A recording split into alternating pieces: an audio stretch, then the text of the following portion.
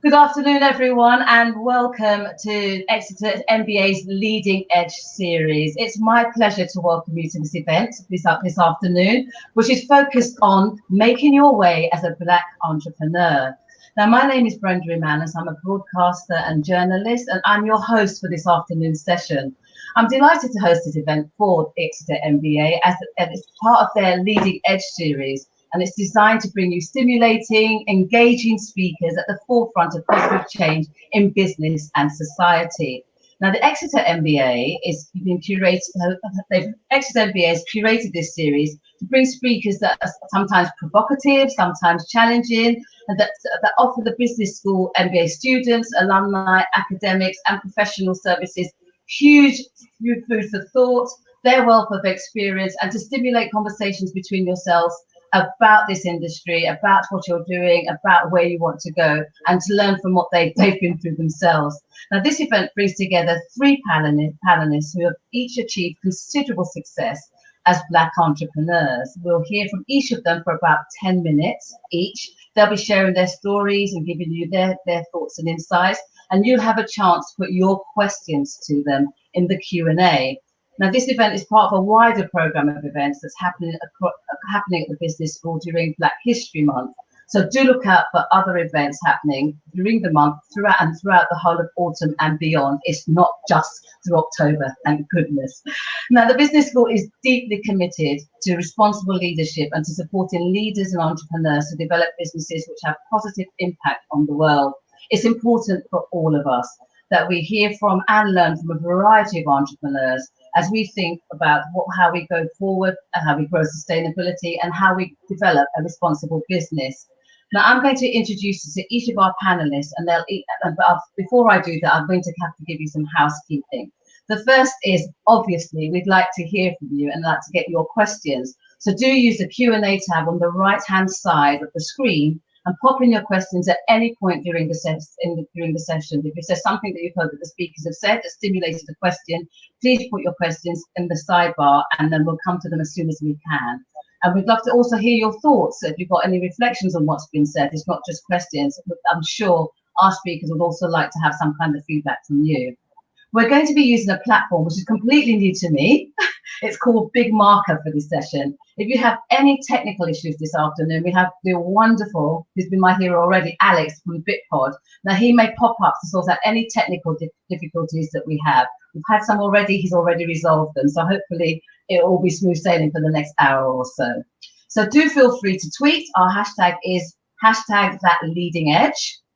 And we're recording this session, and we'll be sending out the link later on in the week, in a few days' time, I believe, so you can share it with your interested friends and colleagues. Now, as your host, it's my job just to keep our panelists in check and in time, but I don't think I'm going to have to do that. I think you're going to be overwhelmed by what they have to say. They have a wealth of experience. They are true firebrands. I'm really, really inspired for both of them, or three of them, in fact. So I don't think I'll be having to crack the whip in any shape or form. So let me first start by introducing you to who they are. We've got Erica Brodnock, Jabu Batura, and Pavita Cooper. And we're going to start with the fabulous Erica. So let me tell you a little bit about her. I'm jogging around. I see myself jagging in my seat. I'm just trying to get comfortable on my stool, so excuse me. Now, Erica is a multi-award-winning entrepreneur, including Female Entrepreneur of the Year and Intel's Global Business Challenge. She's a philanthropist, a life coach, a research fellow at King's College London, and the London School of Economics and Political Science. She's also, and I know this for fact, an inspirational keynote speaker. She's educated at the top UK institutions, and she's also had 12 years coaching, wellbeing and inclusion experience, and is currently researching how artificial intelligence can be used as a force for good in the creation of social justice. Erica is Sky News' resident parenting expert. She's the founder of software companies Charisma Kids and Cami.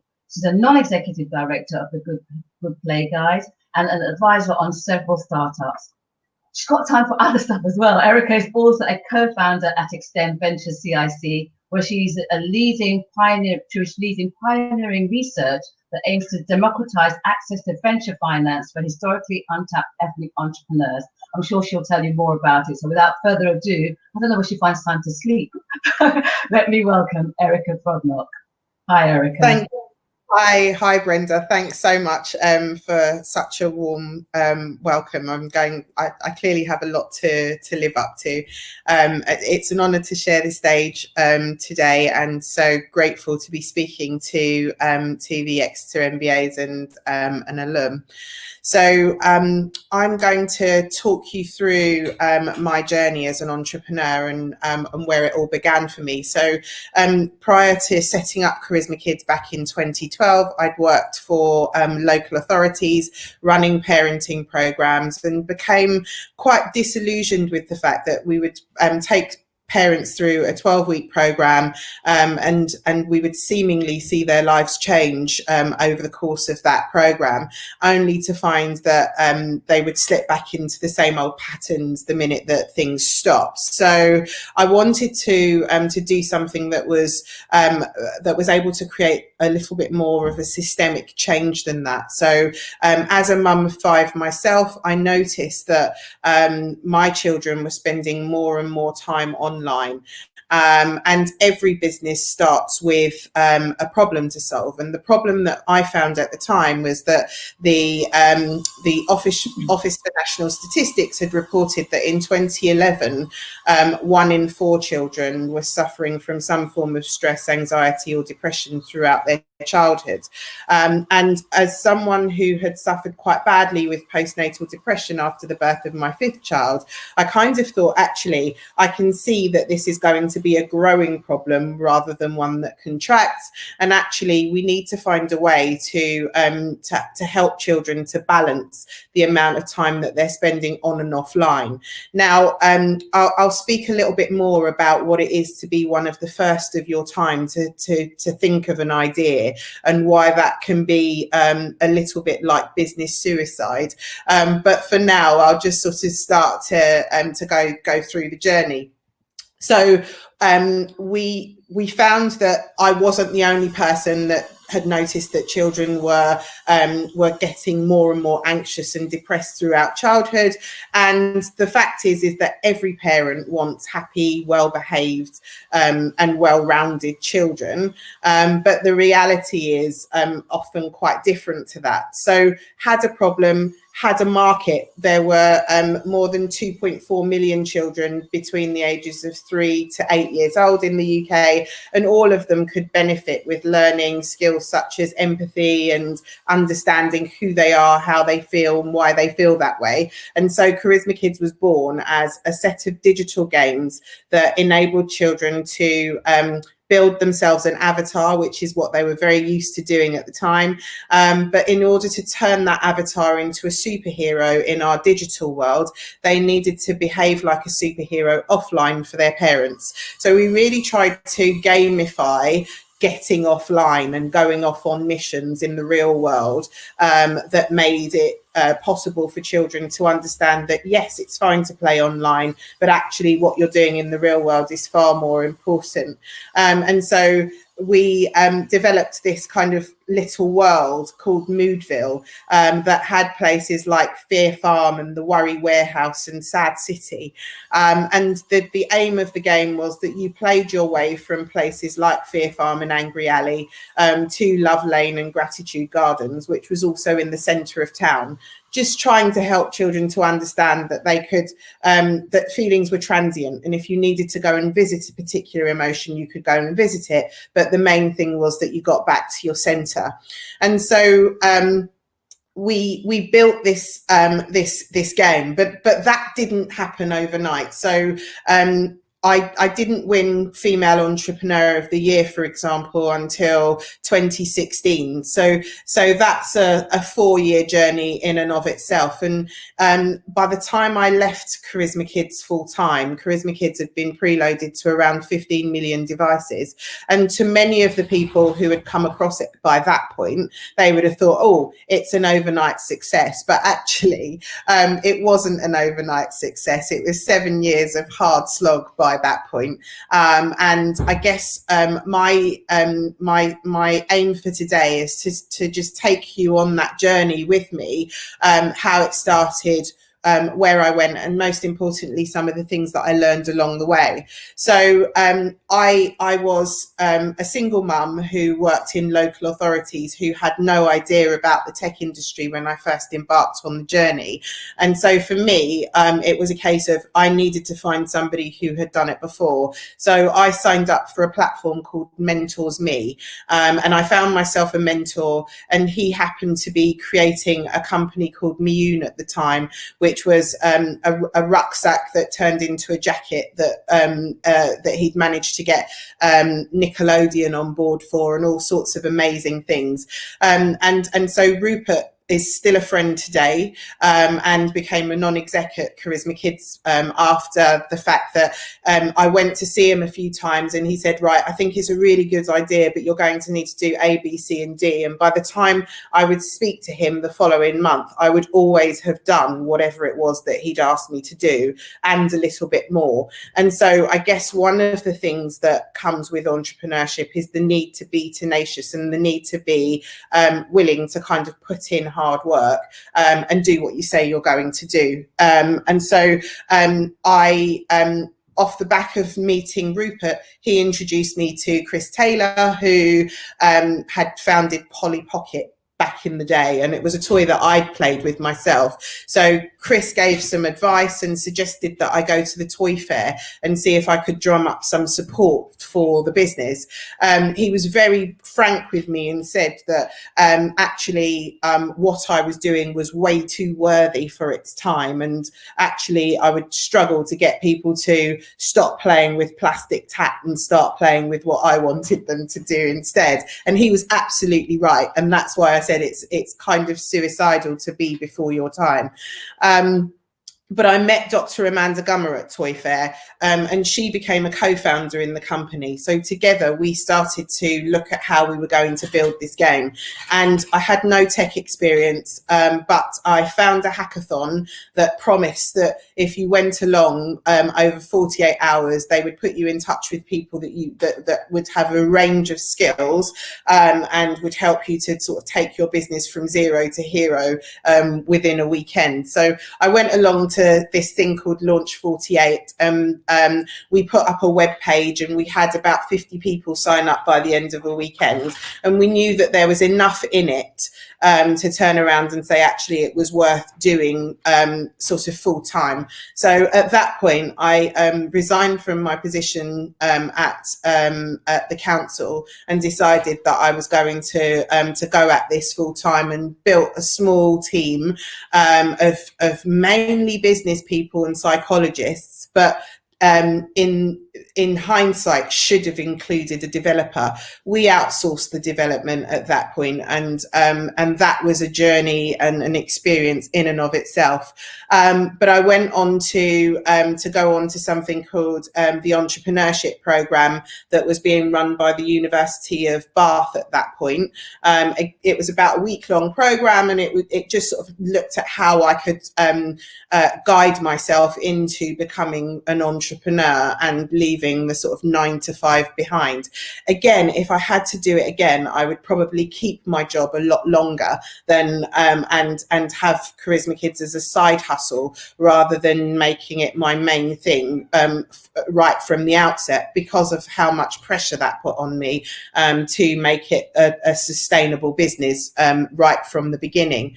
So needless to say, we didn't build a fantastic product in the early phases, but the more educated I became and the more information that I sought, and the more that I did, I had a feeling my dog was going to do that. And the more information that I sought along the way, the stronger I became as an entrepreneur, and the stronger we became as a team. Eventually, I went on to Dragon's Den. And I went into Dragon's Den fully equipped to be on the program, actually. So I knew my numbers. I was able to pitch the idea in a coherent way. But they didn't understand social enterprise at the time. Charisma Kids did good in the world, and it was a profitable and for-profit enterprise. And Deborah Meaden at the time didn't understand how the two could coexist. We filmed in 2013, and in 2014 it aired, by which point the Cabinet Office and WIRA, which is Telefónica's Startup Accelerator program, had accepted me on to the first accelerator for social entrepreneurs in the UK, kind of putting a little bit of substance behind the fact that actually you could do something that was socially good, using technology, and do it in a sustainable way without being exploitative. So we didn't get funding from Dragon's Den, in which I offered the Dragons 40% of the company for £60,000, but got the £60,000 from WIRA Unlimited for 5% of the company. So actually, the Dragons not investing was probably one of the best things that ever happened to me. It started my relationship with Sky, who have then since had me on regularly as their parenting expert, and has meant that I've been able to comment on subjects that are very dear to my heart in terms of children, emotional intelligence and technology, which has been fantastic.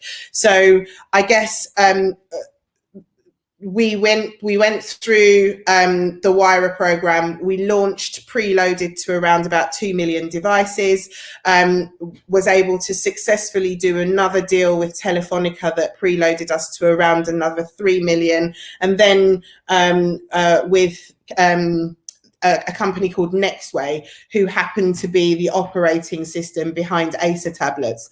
And that meant that we were able to scale across to the US. So I applied for Intel's Global Business Challenge and won that for social innovation. And Charisma Kids really did start to take off at that point.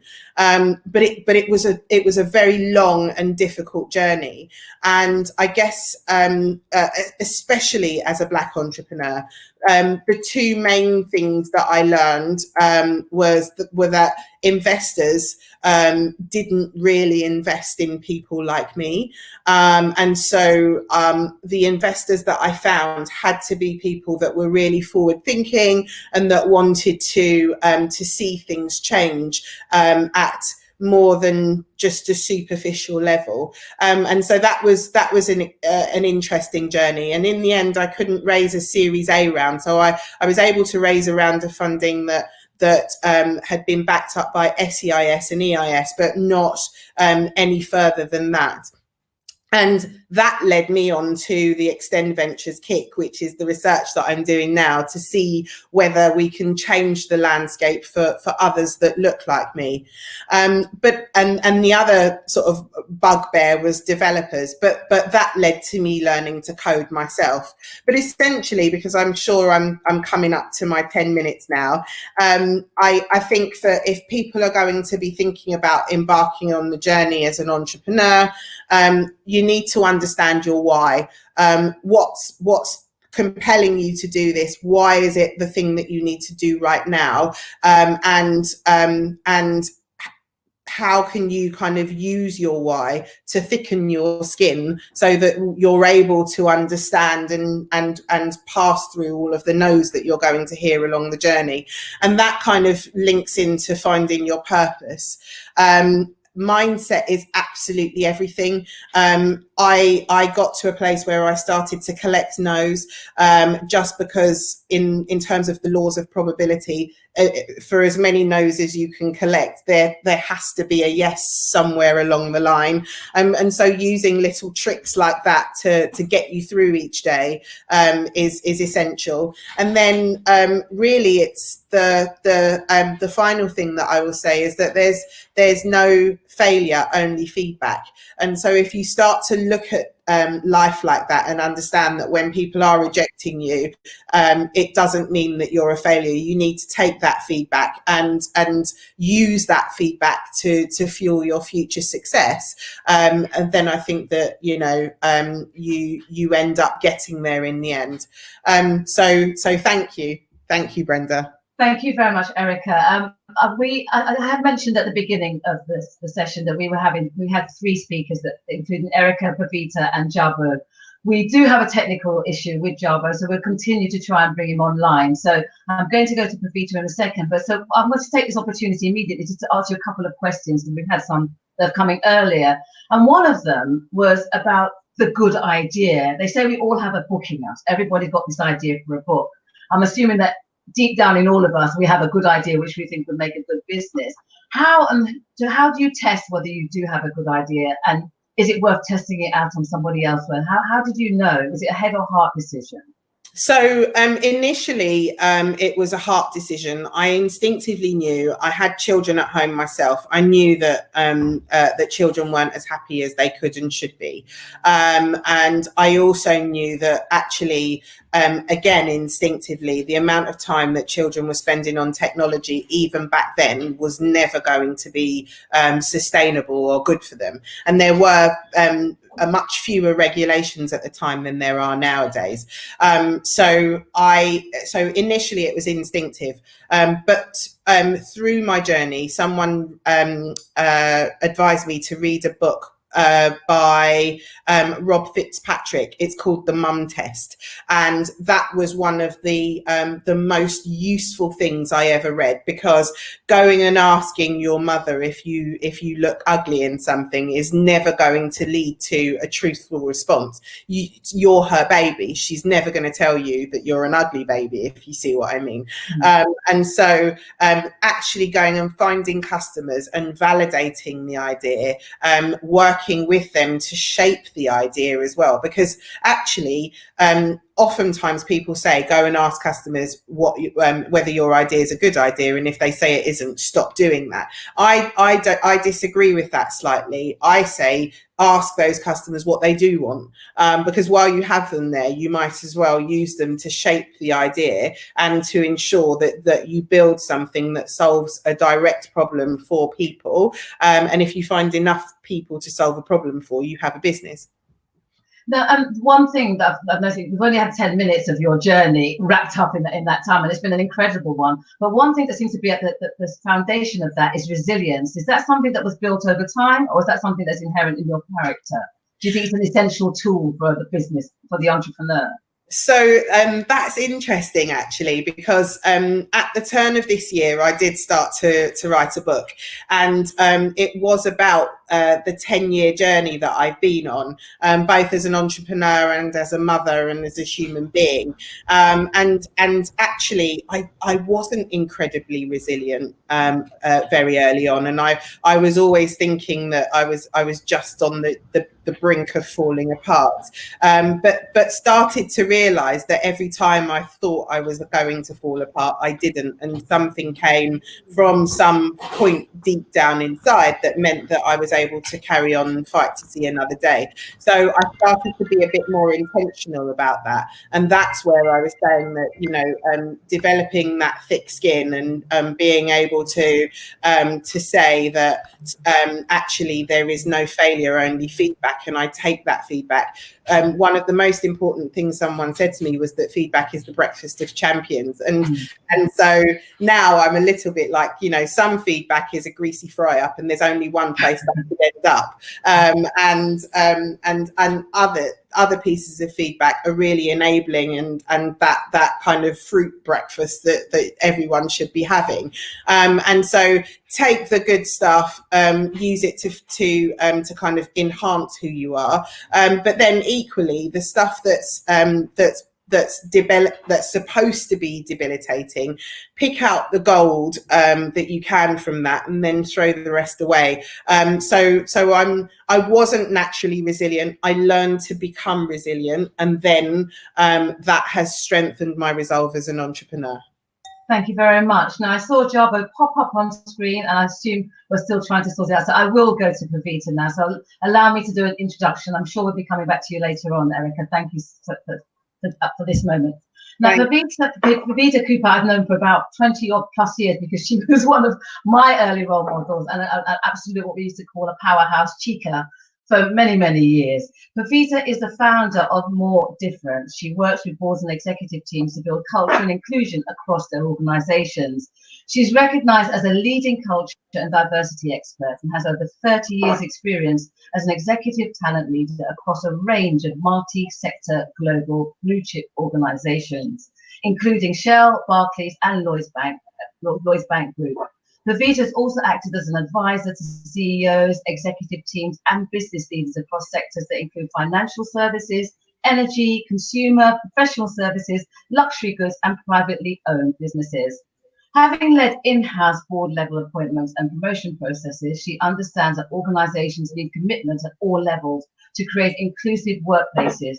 Pavita combines her deep technical expertise with an ability to frame insights in a direct and compelling style. Now, I could go on and read more from her biography. It would be a drop the mic experience, even for Barack Obama. But I think she has so much to say. I'm going to go straight to her. Pavita, thank you very much for joining us this afternoon.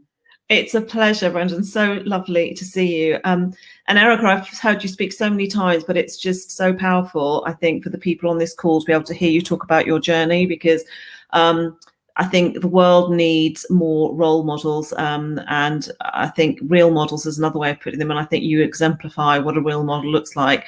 And I think the thing for all BAME leaders, whether you're an entrepreneur or in a business, it's being able to see people like you and being able to see that you've done it. It's the big thing. And I do a lot of speaking in schools. And for young people I meet, it's the big thing that's missing. They say to me, but I don't know anyone who does that. They don't even see the world of business or big corporates as an opportunity for them. And I think so people like you and Brenda and others are so important.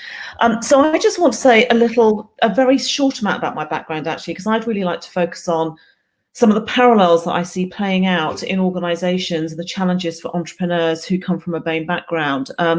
So I did spend a very long time, over 25 years, in really large global corporate organizations, leading sort of talent and leadership agenda, working for CEOs and boards.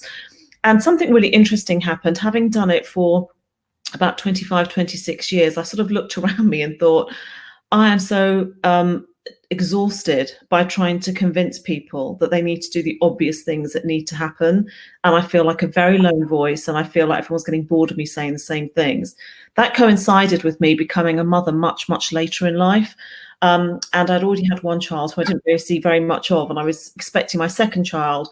And I looked around me, I looked at the construct of work at that point, and I couldn't see how I was going to manage being an engaged mother. And I don't mean sort of being around all day. I mean just seeing my kids, frankly, and being able to engage in their lives, plus holding down a job that I love, but working at the most senior level.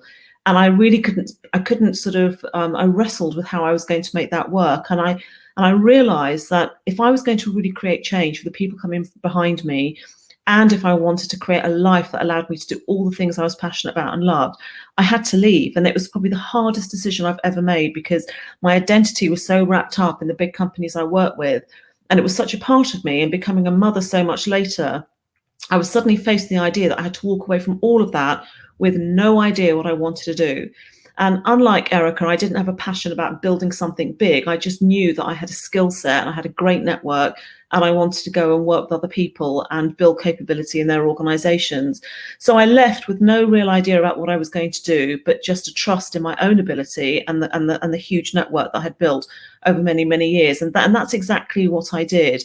And that was 10 years ago now. And I don't regret it, but I do miss the work I used to do, and I miss the role I had. And actually, the world is different now. I think 10 years on, I've been one of many, many thousands of people who've helped to shift that world.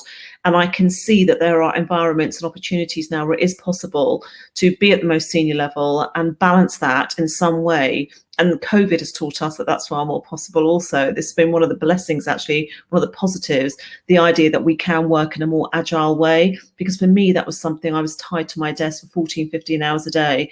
And it just wasn't conducive to having a young family. So I think that was for me why I did it. Other people have different reasons, but I'm very common. Many women off-ramp at the point of their second child, and that's not unusual. So one of the things I wanted to just quickly talk about is that there are some real parallels for me in all my experience of working with small, medium, and very large global organizations, and the challenges I see for people trying to become entrepreneurs who come from a BAME background. And some of those start really early. So I remember I've run 3 global graduate programs, being at Oxford or Cambridge, for example, and doing the talk to the young graduates.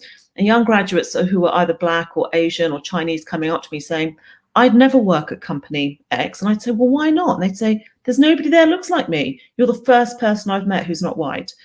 And I was just so struck by this. And I think, goodness me, this person is 20 years old and they're discounting an entire sector because they just don't feel a sense of identity because of their background or for whatever reason. And that really worried me. So we did lots of work starting to target graduate recruitment fairs for young leaders of colour. And, we did many organisations now are doing blind recruitment so that, obviously you can increase the rate of BAME talent coming through. That was all great. But of course, and the next thing I noticed, getting through the door maybe started to get easier, but nobody was progressing through.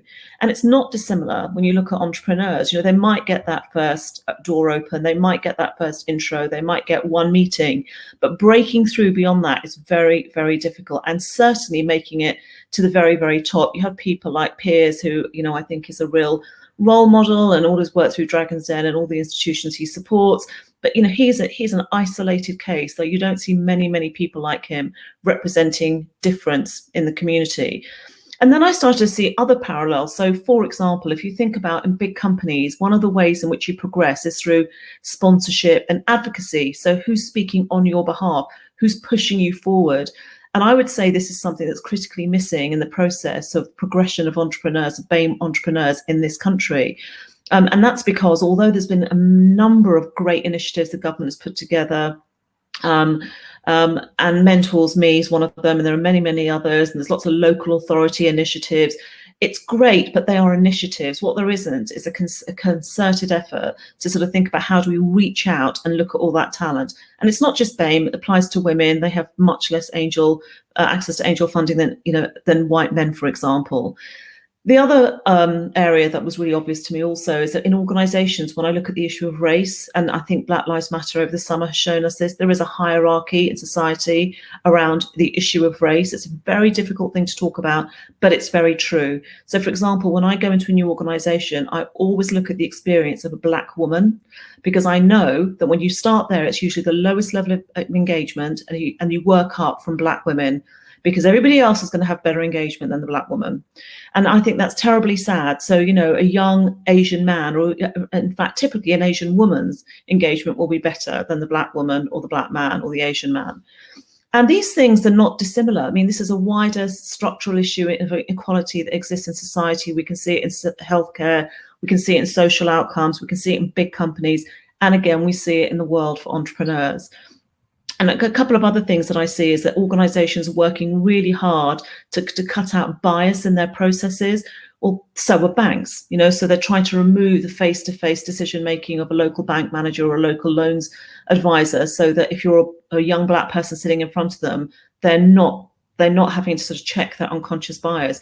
It's now being done by algorithms, but we know the algorithms are also biased, right? So, we have to work so hard at ensuring that the bias is cut out at every stage of every process in organizations, but also for the experience of entrepreneurs. And I think Erica has very eloquently described the challenge and the journey you go on as an entrepreneur. I have many close friends, very successful women who are super successful entrepreneurs, but I have over 20, 30 years watched them work 7 days a week, never be switched off, trying to raise their families at the same time. And it all comes at huge personal cost, not dissimilar to when you're in a big organization, whether you're a woman or whether you're BAME, it can be really tough. It can be hard because you're often having to put in extra, work harder to get noticed, to get spotted. You're giving all of yourself. Now, that is much easier if you have someone behind you supporting you. So, for example, if you're a man, you may, in not all instances, you may have a wife at home who maybe is able to be around to support you. You may just have a partner who's able to be there. You may have wealthy parents who can support you while you decide to take on that job as an intern where you don't get paid. Because you have, in some institutions that I work with, the privilege of just being there is enough. They don't expect to pay you. Now that's being stopped and it's illegal now, but for many years that was the norm. I've been doing a big project with a big media company, and they pay so little, it's effectively like work for nothing. Now, unless your parents can afford to pay for you to get on the bus or get on the tube, pay for your lunch, get all the way into the West End, how are you doing that? And the same applies for entrepreneurs. If you've given up your job, then just giving up because it isn't happening for you becomes such an easy option, because who is supporting you financially?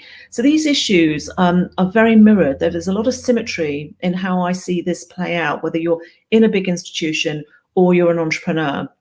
And bizarrely, large organizations are always saying, I want to hire someone who becomes the outside-inside entrepreneur. We want somebody really entrepreneurial. But they don't really, because the minute they walk through the door, they want them to be like everybody else. Because, of course, conforming to the norm and being part of the homogenous group is what they feel creates success. But I think in a world where entrepreneurship is increasingly valued, these skills are going to be really important. And I know that we're going to touch on it in a moment on some of the questions around the future construct of the world of work. But I think being an entrepreneur is going to be so important. The skills, resilience that Erica talked about, being able to differentiate yourself with a different skill set, being the sort of person that can spot an opportunity. Those are the things that large organizations are going to value more and more. And actually the sense of that I have an autonomous individual career where I maybe just go for a period of time to one company and I kind of engage with them and I have almost an assignment, then I move somewhere else and I have another assignment. That's where the future of work is going. This idea that I start somewhere and I stay forever is gone. 2030 has arrived in 2020 and it ain't coming back. So I think the more we can do to encourage everyone to build entrepreneurial skills, but more so those from the BAME community, is really critical. And capability building is important, because if you come from a BAME background, there are going to be inherent things inside of you like there are for me. So every time I got headhunted for a new job, my dad would say, you can't leave the job you've got because it's wonderful. Nobody leaves jobs, because when he came in the 60s, the fear of having nothing was so ingrained that they put that into all of us as well. Don't put your head above the parapet. And then I look at things like performance scores in companies, and I can see that if you're BAME, you're more likely to have a lower performance score, a lower pay award. Don't ask for more money. Don't stand out in any way. These things are really, really, really deep, and they apply across the whole. So Brenda, I'm going to stop because I'm conscious we're trying to get questions in and hopefully get Chama in as well. Sadly, we're still struggling with Jabba, so I think we continue and have a conversation and answer some of those questions. And he may come, and if he does, wonderful. If he doesn't, I apologize in advance. He's desperately trying, but we're struggling to get him online. I think the laptop signal is very slow. I'd like to start immediately off what you said, because I'm not an entrepreneur, but I'm jumping out of a big corporation to do exactly what you talked about, to go in blind and see what happens, and navigate that. But whenever we talk about D&I now, the big thing seems to be culture, and how do you change the culture? Now, if you're an aspiring entrepreneur and you're outside of that system, what role can you play in changing that, and what responsibility do those already in there have to shift and redesign the landscape where we do have a better playing field, a fairer playing field? Well, I mean, culture happens everywhere. Culture happens inside organizations, outside organizations. It happens in the engagement that Erica and I have at our kids' schools, in the way that I will challenge. The head loves it when she gets an email from me. It's like, oh, just had another idea. Maybe we could frame, the boys go to boys' school. Maybe we could frame questions not about the parents, the mums crying at the school gate. We could talk about parents leaving their children rather than mums. So it happens in every interaction we have every day. We're shifting society and culture a little bit. So I think the first thing I would say is we all have a responsibility, and Black Lives Matter has taught us this is not somebody else's issue. This is about all of us making a shift and noticing what's going on and what is the lived experience of the people that we've lived alongside for 30 years and not realize that their life is different. And so I think that's everyone's job. I think in terms of the transition you're making, trying to make that transition from the outside and then becoming independent, I think it's back to what I said. Organizations want difference. They want a bit of challenge. They want somebody who's going to come and agitate and who's going to provide a fresh perspective. that they're moving away from this notion of homogeneity. It really is about trying to hire someone who's a bit different, who can bring a specific skill set, who can come and do a set piece. So I think that works in your favour. That wasn't meant to be a personal question, but generally, I think you mentioned it earlier. You said you have to buy into the value system for them to take you on. Yeah. When you're sitting in front of somebody for an interview, they listen to everything that sounds like them, that they appreciate, that they value, and that's part of the challenge. They talk about value, there being a difference in value, but we don't always see that played out, do we? No, and I think the other thing is there was a piece over the weekend in the BBC that I was one of many people interviewed, where I talked about, eventually I felt like I adjusted my personality to be somebody different. Mm-hmm. So I think that's two ways, isn't it? I didn't even notice I was doing that until I'd left. Someone said to me, how did you become so successful? And I realised it's because I just bit by bit shifted who I was in order to fit in. Code switching. Yeah, so I think we all wear many hats in different places. Everybody does that to a degree. That's how you become successful. But I suppose it's a little bit about being able to bring all of yourself and create in an environment that's been created and the tone that's being set in an institutional environment that allows you to. And it's that match, isn't it? You think I'm attracted there because I feel like that's a place I can be me and I can go and be my best self and do my best work. Can I get Erica? Can I get you to bounce just off what Pavita is saying? So I know you've got your own ideas about how we redesign this landscape to make it much fairer.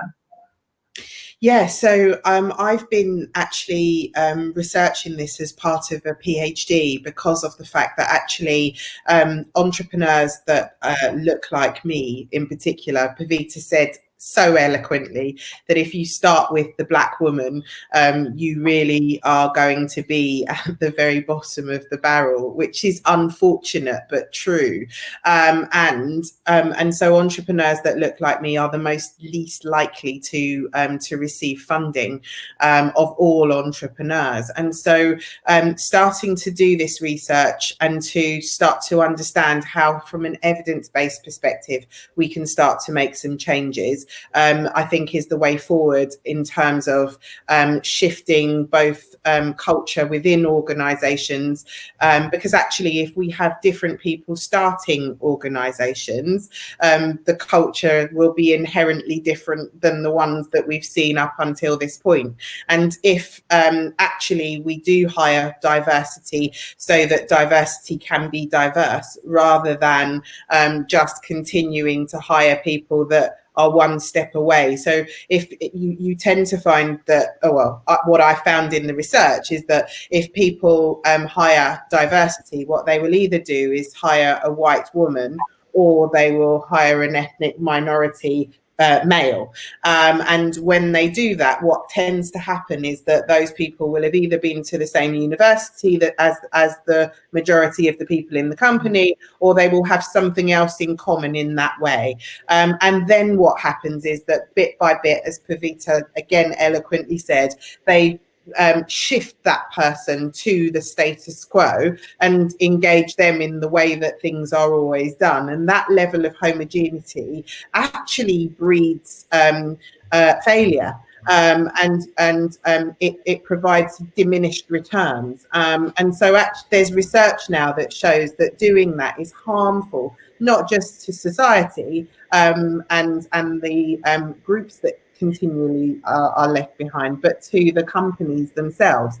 And heterogeneous companies perform better financially. But again, it's really convincing people and trying to get them out of their own way in terms of making those hiring decisions and treating people fairly in terms of pay, etc., as well as doing some of the work that's required in terms of ensuring that people that are from Black and multi-ethnic backgrounds, as I prefer to say than minority nowadays, are able to understand their value and their worth, and what they actually bring to the table too. But I think that comes with changing the narrative.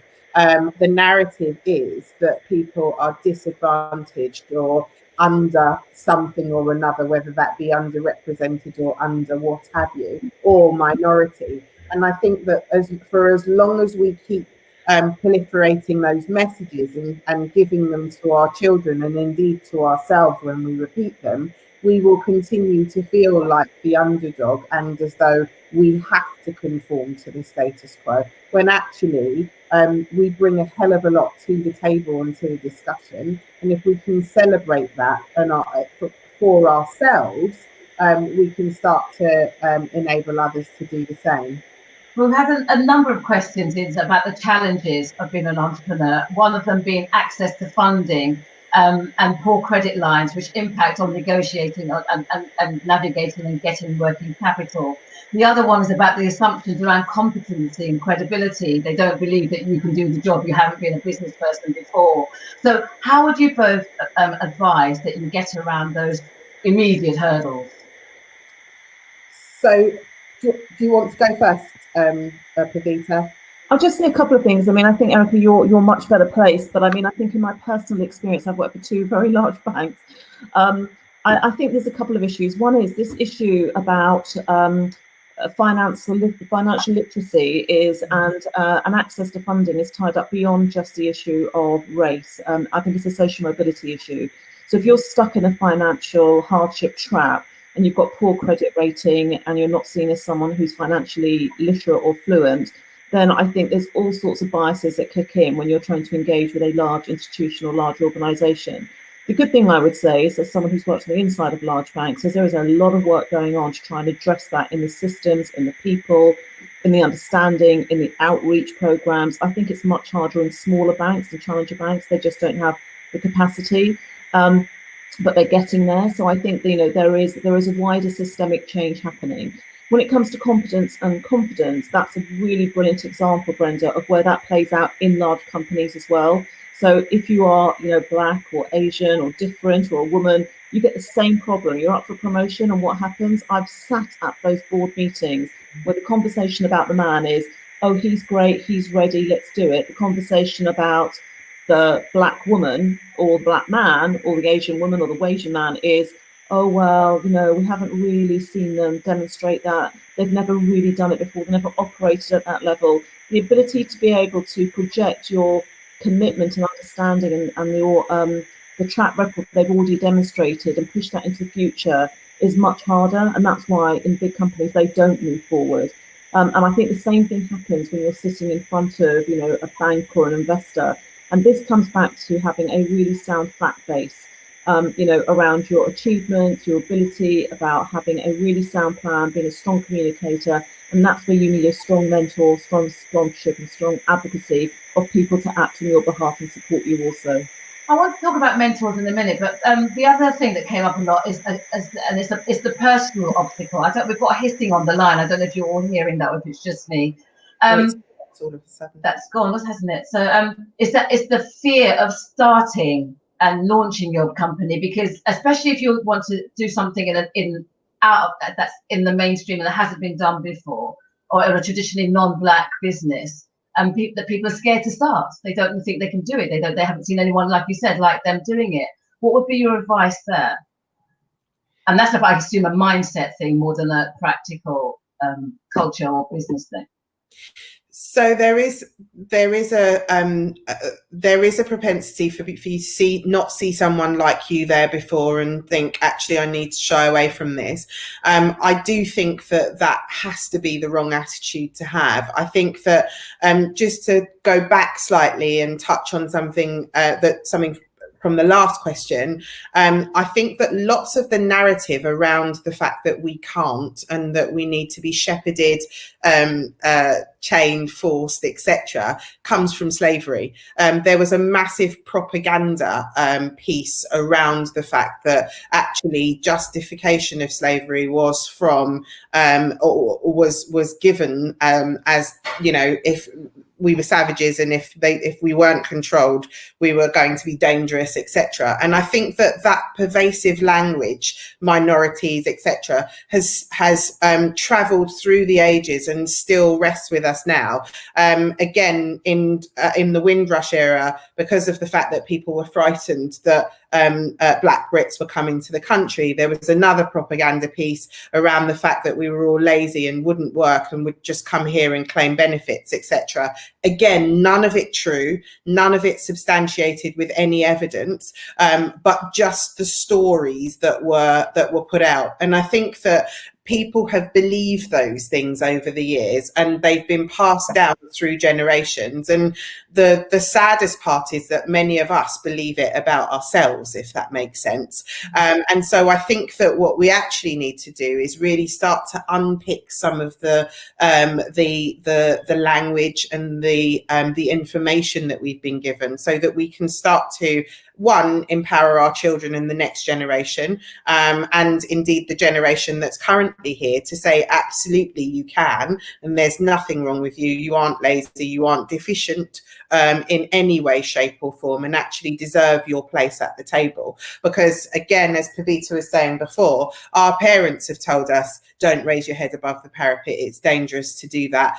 They, you know, white is right, essentially. And so I think we need to change that narrative, and we need to start to take control of the narrative and say, actually, I am here, and it's okay for my head to be above the parapet, and it's okay for me to either succeed or fail, because actually those things happen in other communities and no one bats an eyelid. And the best lessons come in failure, don't they? Absolutely. I think that actually the majority of middle class people in this country, irrespective of colour, are able to fail at least 6 or 7 times before it's ever counted against them. So why on earth should we only get one bite at the cherry or one shot, or not be able to kind of pick ourselves up, dust ourselves down and be honest about that and move on? And so I think that we as a community need to start looking at failure slightly differently. We need to start to change the narratives that we have playing in our own minds, and then the ones that we speak out to other members of the community. And we need to turn around and say, actually, we do deserve our place, and it's okay to be me, and people just need to accept me as me. And if they then turn around and say, actually, okay, you know, that doesn't, you're not a good fit culturally, that old chestnut, then it's about finding the place where you are a good fit culturally, or creating our own enterprises. And to that end, we need to get to a place where we have some parity around the way that venture capital and private equity is distributed in the country, so that we are able to create those enterprises, because research is now starting to show that those enterprises perform better than the ones that we're currently seeing from the status quo. Right, I know someone who does deserve a seat at the table. I can see visually, but I want to double check. Jabo, can you hear me? If you can you unmute yourself so I know if we can share you? Hello? Hi, can you hear me now? Wonderful, wonderful. Great. I'm going to Thank you so much for being patient with me. Patience is a virtue, my dear. I'm going to read a short introduction on you. I want to allow you to speak, because I don't want us to run out of time, and I'm sure people will also have questions for you. So let me introduce Jabo Botero. Jabo is founder and managing director of Diversity Business Incubator, as a community interest company. Established in 2018, based in Plymouth. The Diversity Business Incubator is a business hub for minority ethnic entrepreneurs based in Plymouth. It provides business advice and supports entrepreneurs and startups to grow their own businesses. Jabo holds a number of advisory roles, including an independent advisor to the Devon and Cornwall Police and Policy Advisor Board on South West Business Council. He has a law degree gained from the National University of Rwanda. Prior to the Diversity Business Incubator, Jabo lived and worked in Sheffield, where he founded Happy Cleaners in 2005. A commercial cleaning company he built over 10 years and sold on for 5 times his initial investment. He grew up in Rwanda and came to the UK as a refugee in the late 90s, and he joins us now to share his wealth of experience and his journey. Welcome. I'm so glad that we've got you. Thank you very much. Thank you. The mic is yours. Thank you very much. So I was trying to make the whole looking good and plugging the light and the shades and everything. They decided to crash my computer. So you get me now. Thank goodness. Thank you for having me here. Good to see both of you, Erica and Pavita and Brenda. I was hearing in the background, and very impressive. So thank you for having me, and looking forward for the conversation. You've done the introduction of who we are, but what I'll say in a nutshell, it's the passion of being an entrepreneur, which gives you that flexibility of being innovative. You decide the journey you want to go. Started as I was studying, but I had to generate income to sustain the lifestyle. So I ended up doing a cleaning business, which I ended up having my own cleaning business because my boss was not listening to what advice or ideas I was giving to make the job going properly. They said to me, "You were not employed to think." And I said, "Well, thank you very much. I'll think and stop being employed." Wow. Yes. So that's where we are today. I'm running the diversity business incubator, where we're supporting other entrepreneurs to find a way forward and stopping falling in those moving sands, because I made a lot of mistakes. I've fallen in those moving sand, bite the dust many times. Erica, you were mentioning having a chance to fail. I've had that. So I'm trying to see how can we make it better for individuals coming behind us, not to falling on those moving sand, and having successful businesses. So that's my story. And the other conversation is entrepreneurship within the Black community or the BME community. Are we seeing is an opportunity? Is it because my back is against the wall? Because my boss told me I'm not employed for being thinking? That's how I decided to go that way. Or is it an opportunity? Has it been passed to me by my dad or my granddad? Is it a family-run business? So, yeah. There's a question that's come in, Jabba, which I think is hugely relevant for yourself. And it says, what advice would you give Black business owners building their companies in a predominantly white area like Devon? Make yourself available. You have to work twice harder. Not in terms of just running a business, but yourself being visible. That's there are many networks. Don't be afraid of pushing the doors. Go to this different network. Push the doors. Keep going. It's challenging. Others have done it. You can do it. So there is no remedy. There's no magic wand saying this is the secret. No, the secret is the same way you'll do in a city where you are a small business and there are thousands of people who are selling the same product. How do you do that? So just keep pushing, and you have a chance. Actually, you're a pioneer because there's less people looking like you. Then you have a chance to keep pushing. You become a pioneer. So yes, it's an opportunity. Keep pushing. In the words of my wife's father, persistence overcomes resistance. Yes.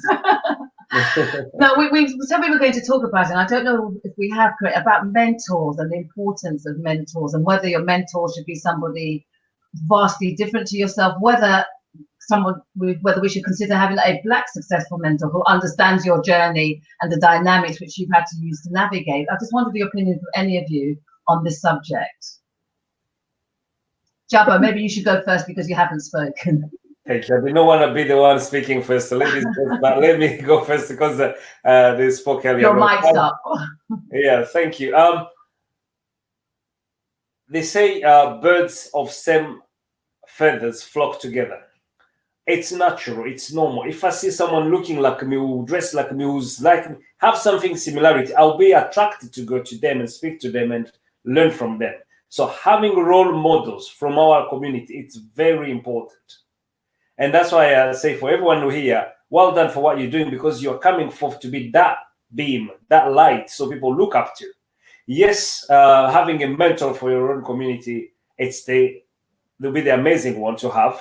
But if you don't want, still find someone to work with. And mentor does not have to be only in the sector you're in. I call them more of accountable partners. You need someone you're going to be accountable to, but also those who are exchanging the knowledge. So when you come in entrepreneurship, you're not coming as an empty table. You're not a tabula rasa.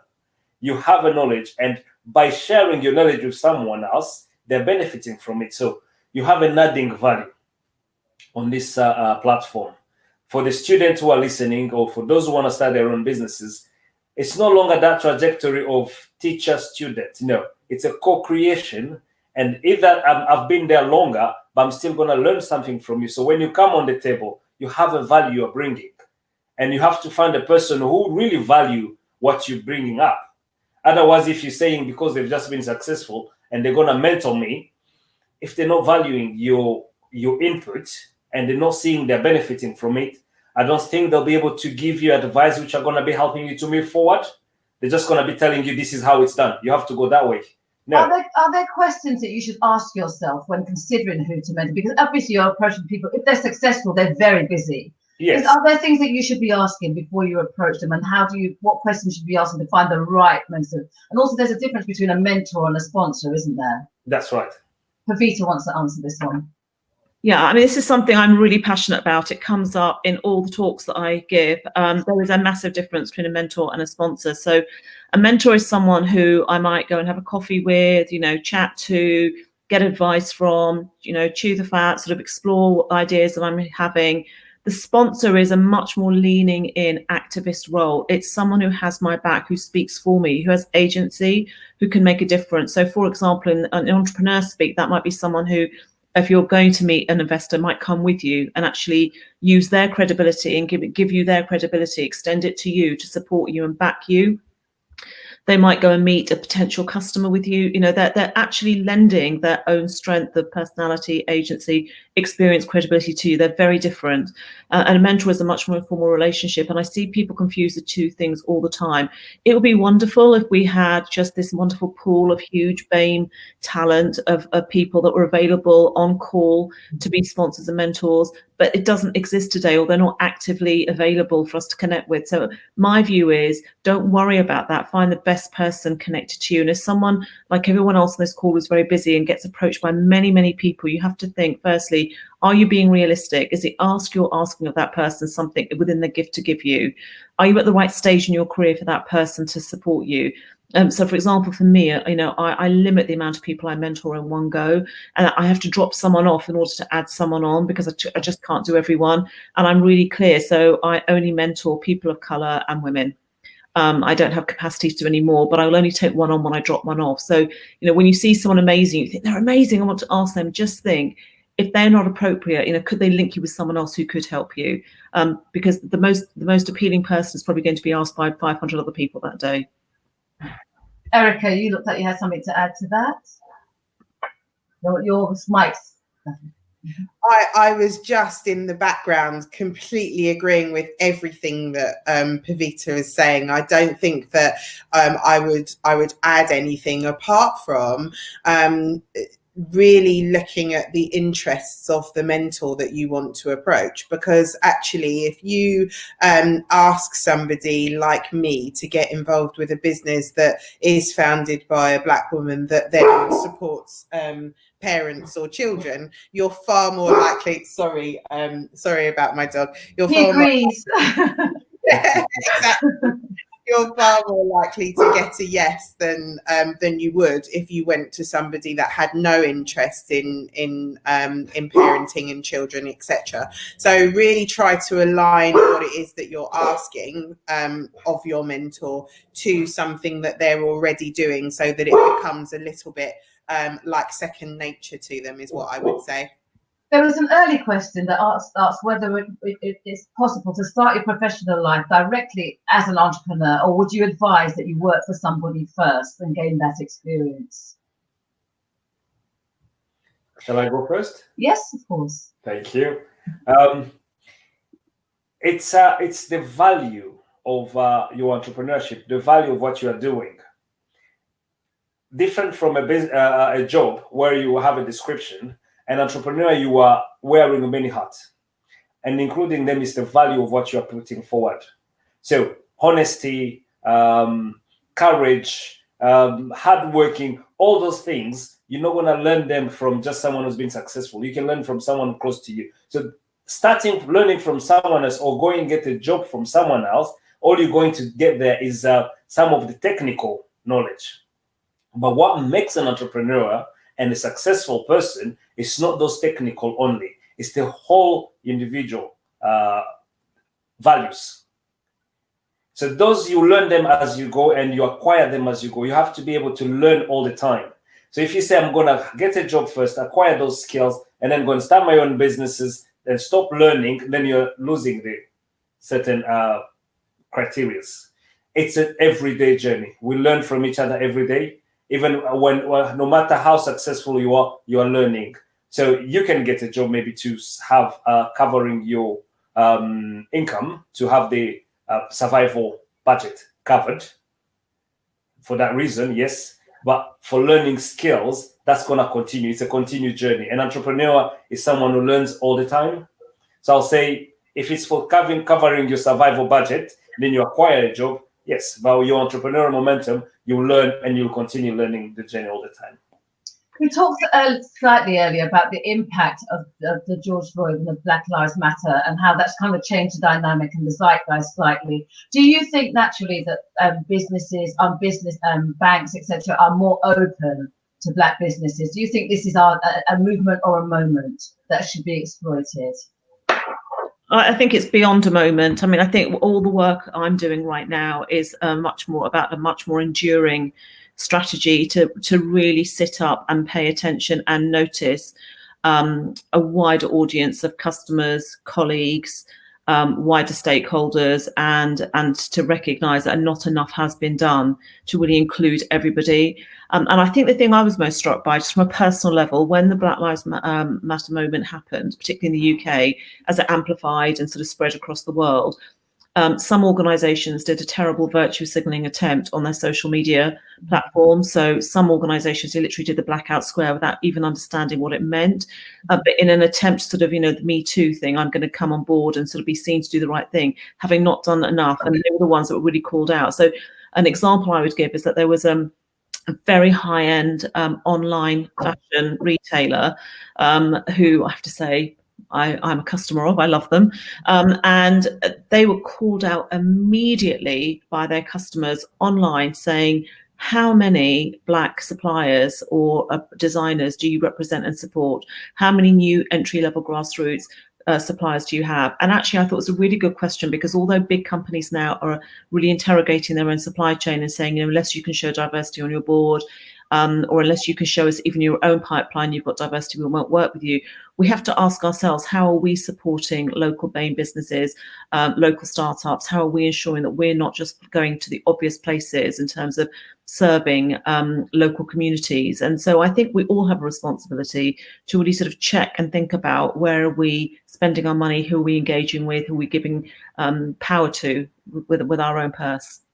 And in this conversation that we're having at present, there's a lot of talk about allies. How important do you think white allies are, and how do we use them to benefit us all? Erica, you want to go first, or you want me to answer? Your mic is up, so I suggest you do. Thank you. It's an opportunity. I think it's the right moment. The way I see it, I describe it, is that the egg is broken. With this movement of Black Lives Matter, was that last push, the egg is broken. It's up to us what we're going to make. Is an omelette? Is it a scrambled egg? It's up to, we building the Black history here. Everyday conversation is the building of the Black history with the new approach, with that positive approach, that constructive approach, that a passionate woman making the journey for supporting someone else. That's the history we're building. Now with the Black History Month, or the Black Lives Matter movement,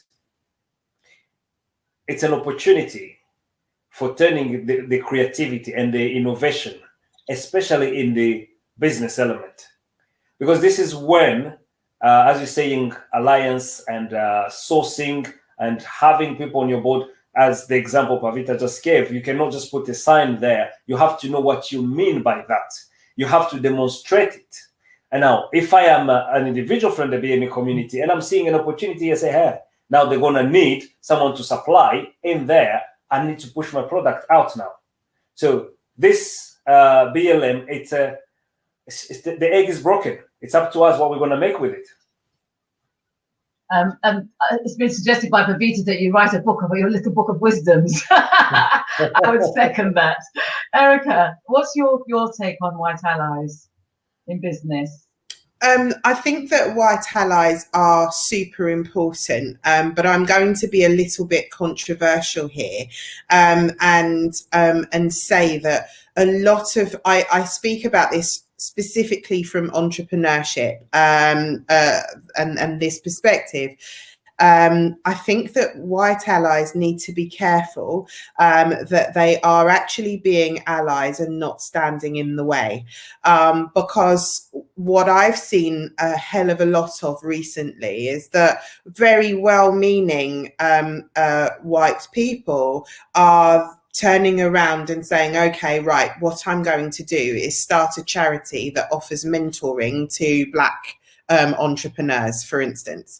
And because of the fact that their businesses are more likely to be funded than ours, for instance, whether that's from a charitable perspective or from any other, it means then that that company has the funding that could have actually gone to a Black business that has been there and providing mentorship to other Black businesses for the last 10 years or so, and has been woefully underfunded. So if you're going to be an ally, be an ally.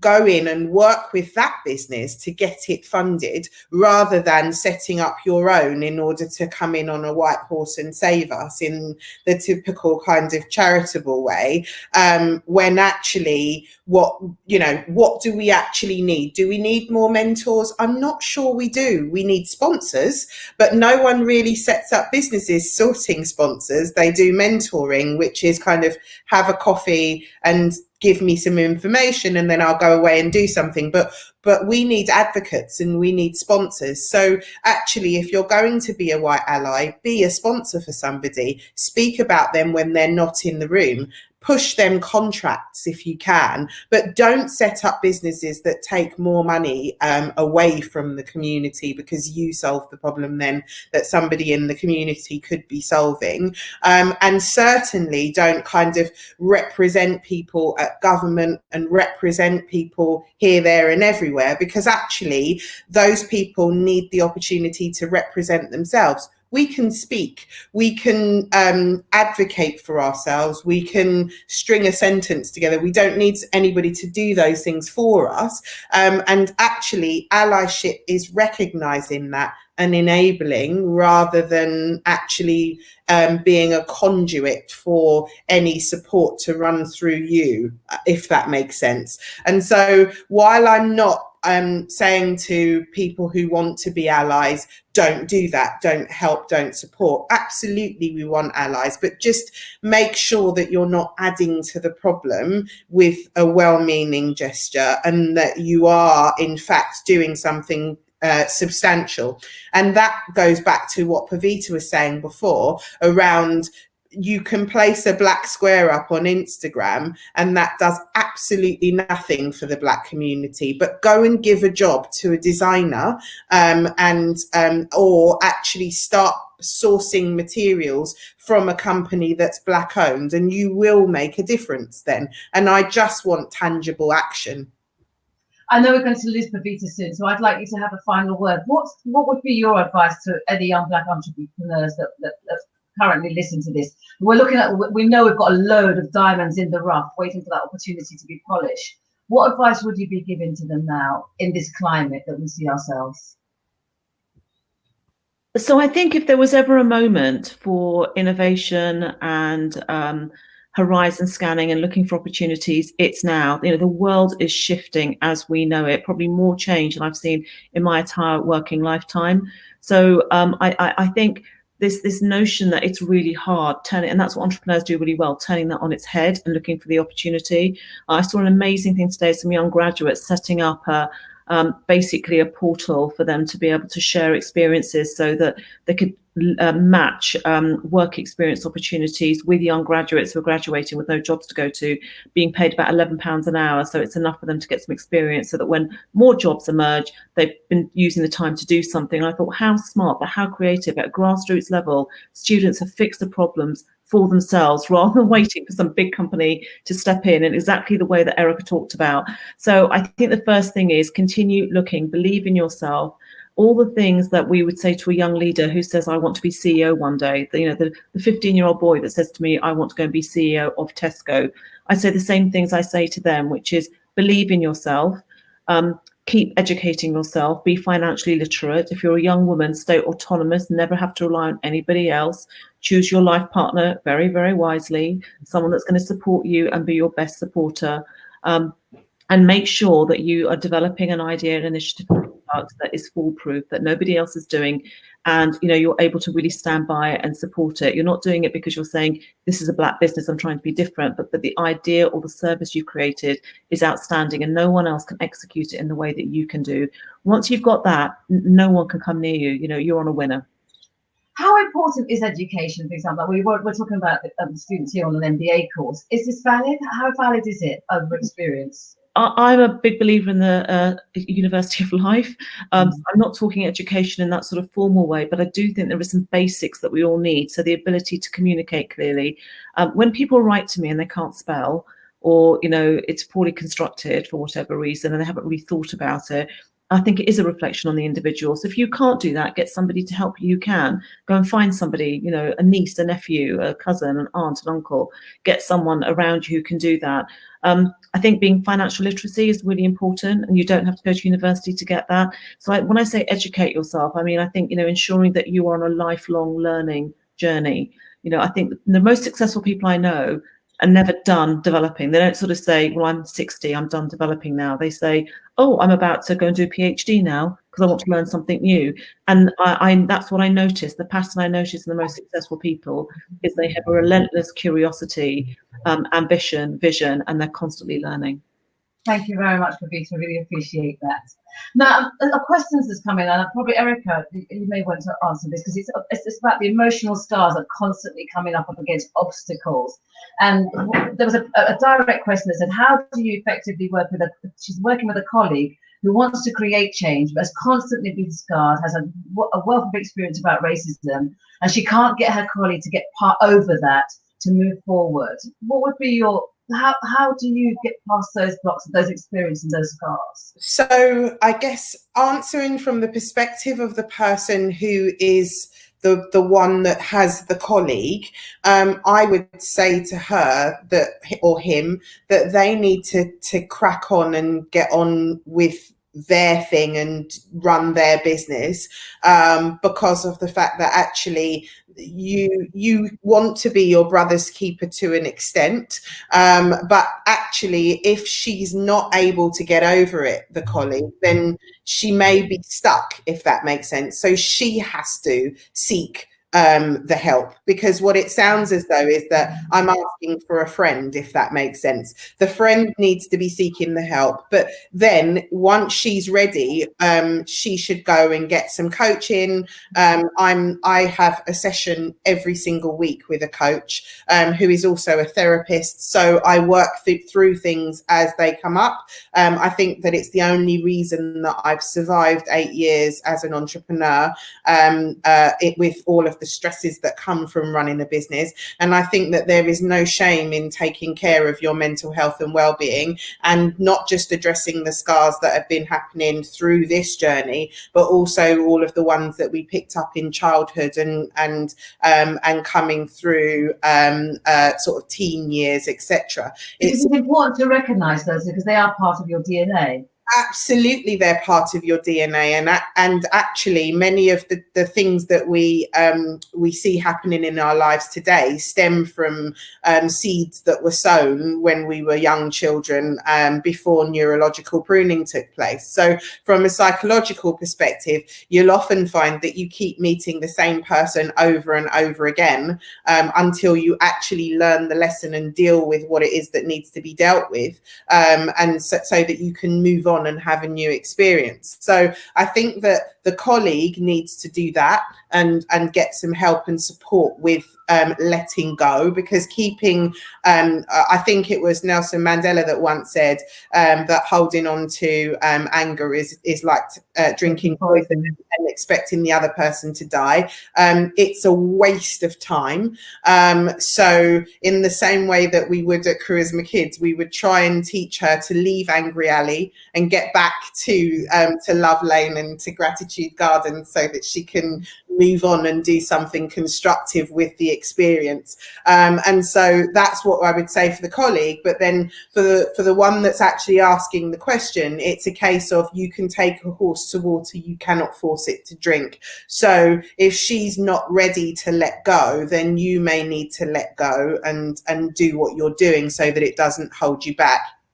And I have to say that I came from a school of, I hadn't had a formal education until I did my MBA in 2017. And actually having the MBA and finding the theoretical to the practical that I'd already lived, and understanding why when I did X it worked really well and when I did Y it didn't work so well, has been absolutely invaluable. So I think that if you can do an MBA, it's certainly one of those pivotal moments for me that changed my life in terms of the confidence that I have going forward, in terms of the decisions that I'm making in my business as well.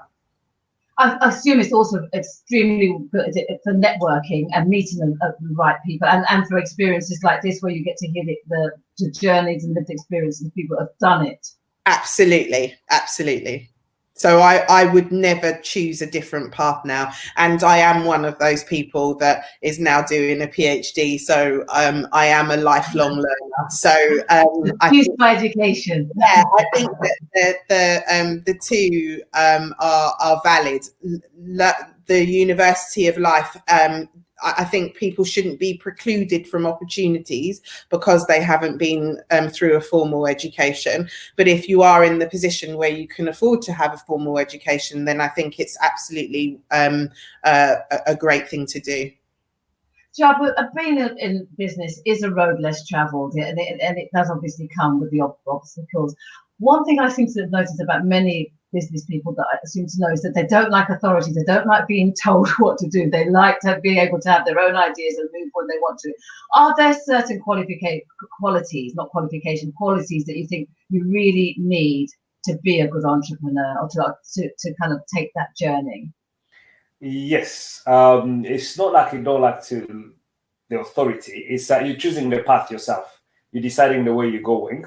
You're tracing your road, the route you want to go to. The qualities, or what are what is needed for an entrepreneur is those values I was talking at the beginning: courageous, honesty, trustworthy, giving a chance. All those values you get in your life. And let me put it here, coming from the Black communities, we have a lot of that. You're not allowed to swear. Sometimes your mom will work, you get the slap because it's just blasphemy. Those are the values you carry with, because they'll make you a person with a character. Your character will define who you're going to be tomorrow. And that's how you'll attract good business and good people coming to you.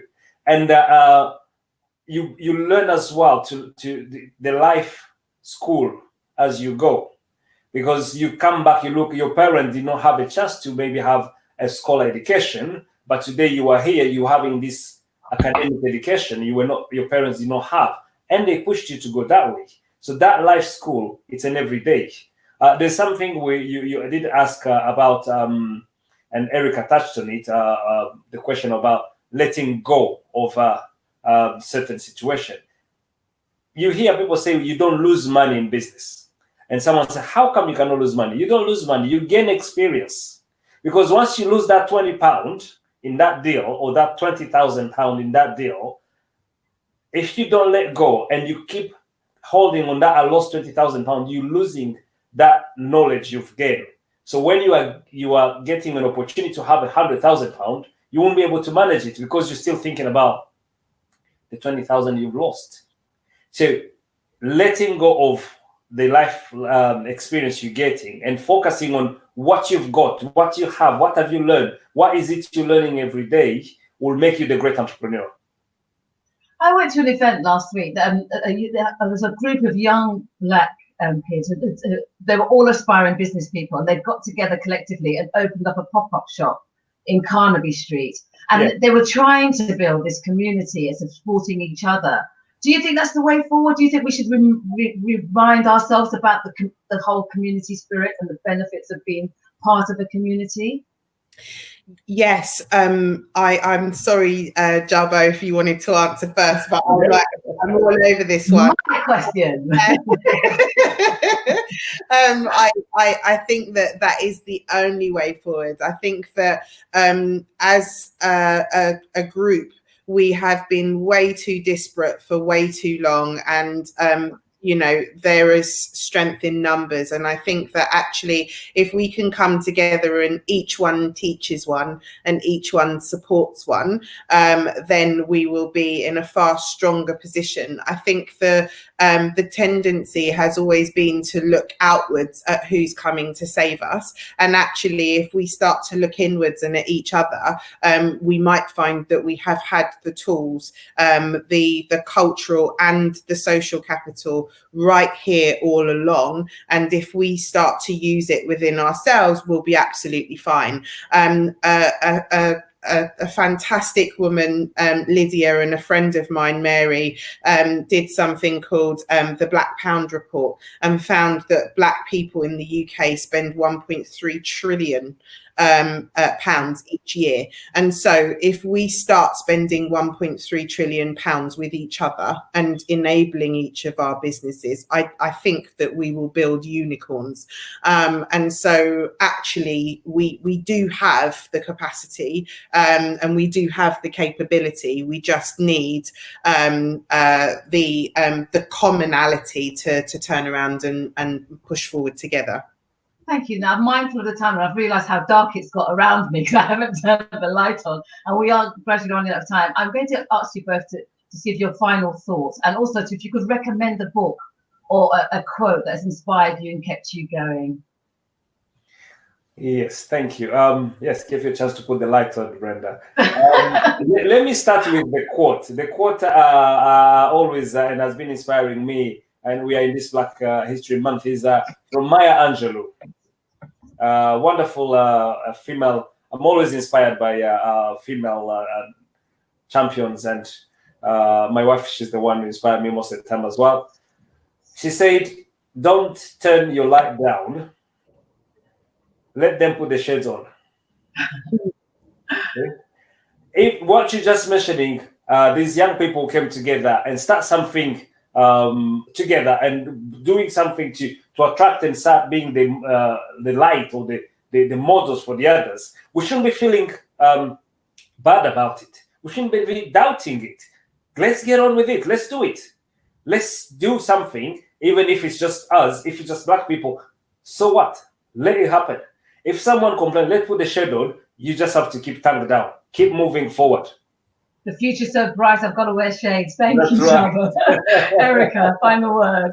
I think that for me, it's definitely a quote. I'm not sure whether it was Marianne Williamson or Nelson Mandela who said it, but it's the instead of asking yourself, who am I to do this? Instead ask, who am I not to do this? And if not me, then who? And if not now, then when? And so that keeps me going, and it certainly gives me hope that we will start to see change. Certainly the cherry on the cake of this conversation. Thank you both very much. And obviously thanks to Pavita, who had to leave us. Well, I'd like to once again say thanks very much to all our speakers for joining us. Well, it's been an absolutely excellent Leading Edge session.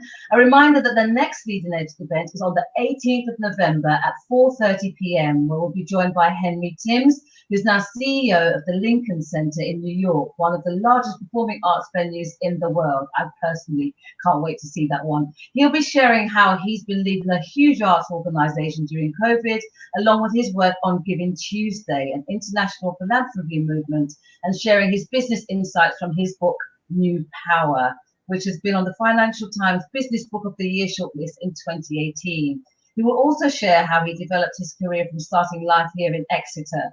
We can book tickets for Henry's session by clicking on the link on your screens. I think it should be coming up sometime now. If not, I'm sure the team will get it to you. So once again, thank you both very much, Erica and Jabu. Thank you all for your questions. It leaves me now to I've thanked you already for joining this afternoon. There's so much more. There's during October and beyond. There'll be more of these sessions. So do keep in touch with Kira and her team for what has been an insightful session. I've learned a lot. I hope you have. Thank you and goodbye. Thank you. Thanks for having me. Bye-bye. Bye-bye. Thank you, everyone. Thank you.